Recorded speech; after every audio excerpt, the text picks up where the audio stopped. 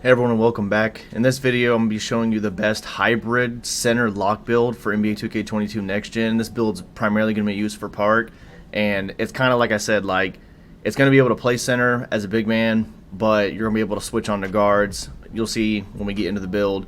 So I'm going to call it a big man build. We're going to build it at power forward, and so what you'll want to set your height at: 6'8", 232 pounds, 7'6" wingspan. You can kind of see some of the perks here, and I'll explain why you want these specific traits. So let's come over to the attributes. So as you can see, 90 close shot. You can kind of look through some of these: 29 finishing badges, 22 shooting badges, 5 playmaking badges, and 34 defensive badges. And so look at some of these badges here. We'll start with defense because that's the most important part for your big build. We went 6'8" in order to get the gold clamps badge. You can kind of fiddle between the 6'8" and 6'9" range for this build, but it's going to affect your clamps badge. I want to get it gold to, if you do get switched on to a guard, you're going to have somewhat of an ability to maybe stay in front of them. You still have your 74 speed, kind of go do some of your Gatorade, make sure you get your boosts and everything. So badges come out pretty well. You get gold intimidator. The only downside, you do get silver brick wall, but again, depending if you're going to play 2s with this build or 3s, it should be enough to get by with.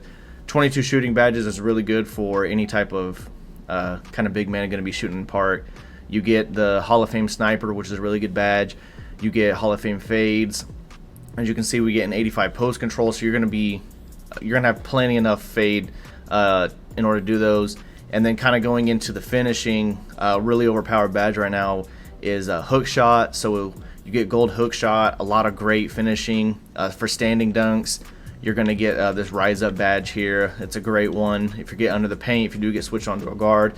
And so maxed out interior with this is an 83. You're going to be able to hopefully contest bigs. Now, if you go against one of those 7'2" freaks, you're going to have to just play really good defense. It's just going to have to be one of those things where you got to make them make a mistake. Maybe you'll be able to pluck them. You do have an 86 steal. You're going to be able to get gold pickpocket.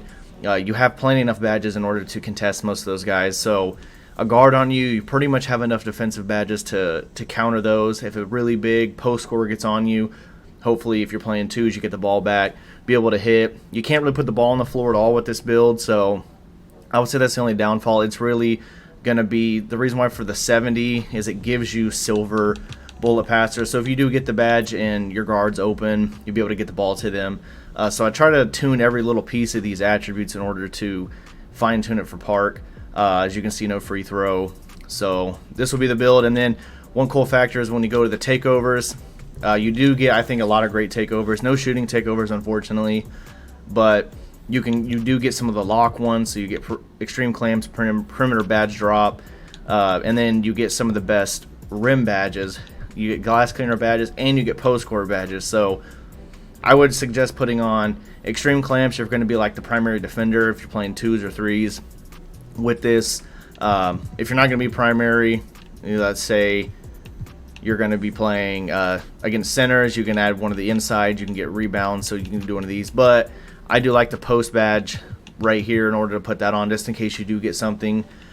Use the post control instead of ball handling, so make sure you post up, use those moves. But this right here is the final kind of hybrid lock / big build that I suggest building for NBA 2K22, primarily to use in park. You can try it in other game modes. Maybe it could play power forward and rec. You do good enough shooting and things like that. But I just also dropped a point guard build, so make sure to check that out. I'm working on getting through all of the builds for park, and then I'm going to kind of transition into competitive pro-am. I just need more time to research the competitive builds, watch some of the top players. So be on the lookout for those. Also be on the lookout for a few badge videos coming out, animation videos, trying to make sure to equip you guys with the best tools so you can be the best players this year. So appreciate everyone for stopping by, and I'll see you in the next one.